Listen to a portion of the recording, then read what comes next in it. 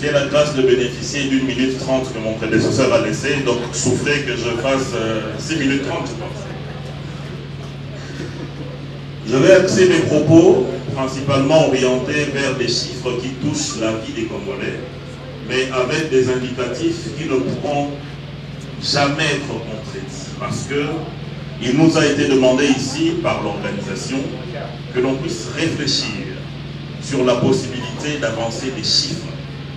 Parce que les chiffres ne mentent pas. Je pense même que le spot qui a annoncé cette cérémonie d'aujourd'hui a parlé des chiffres. Alors parmi les chiffres, il y a des standards aujourd'hui qui sont placés par les Nations Unies, le PNUD, qui vont permettre à ce que nous puissions identifier si un pays est en train d'évoluer ou pas.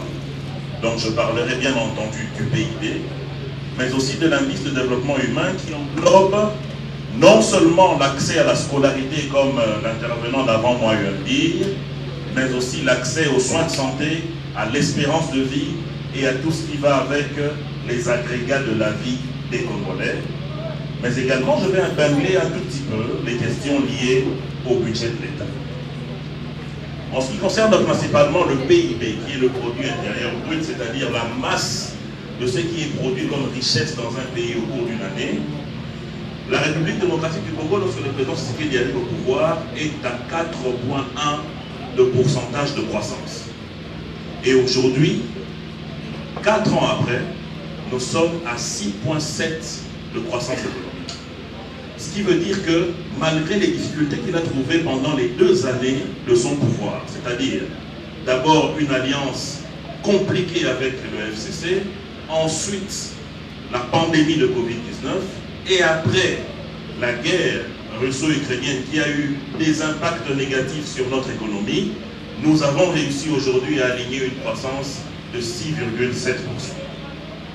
Maintenant, en ce qui concerne l'indice de développement humain, parce que le chiffre que je vous donne, lorsque vous partez discuter avec quelqu'un, il ne faudrait pas qu'il vous dise « Oh, non, les chiffres englobent une généralité des points qui sont scientifiquement prouvés et qui ne peuvent être contredits que par d'autres chiffres. Lorsque le président de la République a pris le pouvoir, sur les 54 pays que compte notre continent, la RDC était 47e sur l'indice de développement humain. Aujourd'hui, 4 ans après, nous sommes 43e. Ça signifie qu'il y a eu 4 places qui ont été gagnées grâce à la politique économique et sociale du président Tshisekedi. Donc ça signifie que chaque année, il y a eu une nette progression. 4 ans nous a fait gagner 4 points en placement. Ce qui fait que, dans le monde, lorsqu'on fait le classement, lorsque l'on calcule la RDC aujourd'hui, nous sommes 179e État à la place par rapport aux 191 autres pays. Et ces 2 ou ces 4 places que nous avons eu à gagner sont principalement la conséquence des actions sociales qui ont été menées, notamment ce que mon prédécesseur venait de dire, la gratuité de l'enseignement, mais aussi l'accès aux soins de santé. Vous savez que depuis son accession au pouvoir, le président de la République a réussi à mettre en branle 2800 nouvelles unités en termes de médecins et d'infirmiers qui sont aujourd'hui payés par le Trésor public. Au-delà de cela, nous avons principalement également, dans l'action du président de la République qui compte dans le domaine social, le programme de développement des 145 territoires.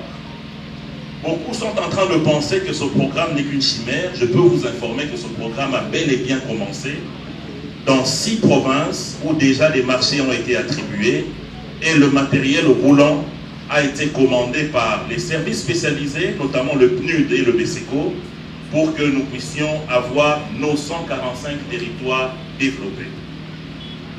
Les 145 territoires en chiffres, qu'est-ce à dire exactement? Premièrement, il est prévu la réhabilitation de 38 936 km de route. Il y aura 418 constructions de mini-centrales solaires et on est déjà à une bonne vingtaine qui ont été construites, notamment ici dans l'espace Menkao et principalement à Kenge dans la province du Kwango. il est prévu la construction de 3071 forages, et je peux vous dire que déjà les marchés pour les forages des villes de Lodja, de la cité de Lodja, de la ville de Kananga, de la ville de Mbujimayi ont déjà commencé, et même à Inongo dans la province du Mai-Ndombe. Il y a la prévoyance de 4340 équipements agricoles pour la production de l'agriculture de base. Tout cela est déjà implémenté et a commencé à être exécuté. Maintenant, parlons principalement, et je vais finir par là, du budget de notre pays. Vous savez que pour la première fois dans l'histoire de notre pays, en 2022, il y a eu une loi rectificative du budget. C'est-à-dire que l'État a présenté un budget, mais par rapport aux recettes qui ont été enregistrées, on a ramené le budget en plein exercice à la hausse. Et cela grâce à quoi? Grâce principalement à la lutte contre la corruption portée par le président Tshisekedi. Vous savez que dans notre pays, les exonérations, c'est-à-dire que quelqu'un qui emmène son conteneur de l'extérieur et qui fait rentrer ça ici, faisait perdre à l'État 5 milliards de dollars chaque année. Lorsque le président Tshisekedi arrive au pouvoir, il donne l'ordre à l'IGF de mettre un terme à ces exonérations fantaisistes. Et cela a permis au Trésor public de gagner près de 5 milliards de dollars. Ce qui explique qu'aujourd'hui, nous avons un budget de 15 milliards et demi de dollars pour l'exercice 2023. Une amélioration par rapport à l'année précédente de 13,7%. Et tout cela a permis quoi exactement? Parce que lorsque l'État fait entrer de l'argent, ça lui permet d'investir. Et ces investissements vont dans plusieurs secteurs, notamment dans les secteurs de croissance tels que les routes. Et depuis son avènement au pouvoir, il y a eu des routes qui ont été construites sous Félix Tshisekedi. Je ne vous citerai pas celle de Kinshasa. Je commencerai d'abord par vous dire la route qui va de Kassomen en RDC jusqu'au Mouindaé en Zambie, qui est longue de 270 km. Vous savez que le kilomètre de route est taxé à l'intérieur du pays à plus ou moins 2,5 millions de dollars. Faites les calculs. On a eu seulement pour la ville de Bukavu le bitumage de 30 km. Et le tronçon qui va de Bukavu jusqu'à Goma a été bitumé à 100 km. Sans oublier le tronçon Kassindi jusqu'à Beni, qui est lui de 80 km, qui a été bitumé également. Entre Beni et Butembo, c'est 54 km qui ont été réhabilités.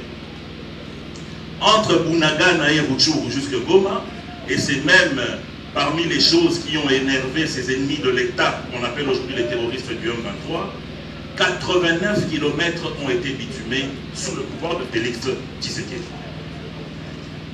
Et vous savez que récemment, le chef de l'État a lancé la route qui est de Kalamambushi jusqu'à Kananga. Kolwezi-Dilolo, c'est 89 km, ça aussi été bitumé. La route Boma-Mwanda, que la plupart d'entre nous ici fréquentent, a été bitumée. Boma de Matadi également a été modernisée. Sans compter la route de Sakania jusqu'à Kassumbale, ça qui est de 140 km, qui a aussi été bitumée. Et à Chikapa, lorsque vous quittez le pont Lovois, vous êtes à 50 km qui a aussi été bitumé.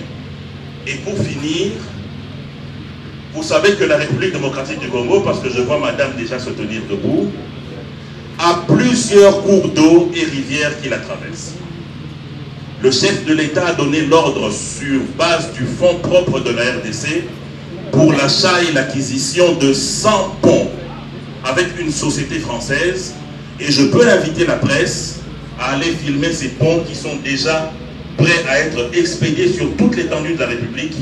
Ici à l'office de route, des ponts modernes, on n'a jamais connu ça parce que de 1960 jusqu'en 2018, la RDC n'a acquis que 44 ponts, vous imaginez. Mais aujourd'hui, en 4 ans, nous venons d'acquérir 100 ponts modernes qui sont aujourd'hui dans des conteneurs et en train d'être expédiés sur toute l'étendue de la République. Je pense que s'il y aura d'autres questions, nous reviendrons, mais pour l'instant, merci beaucoup.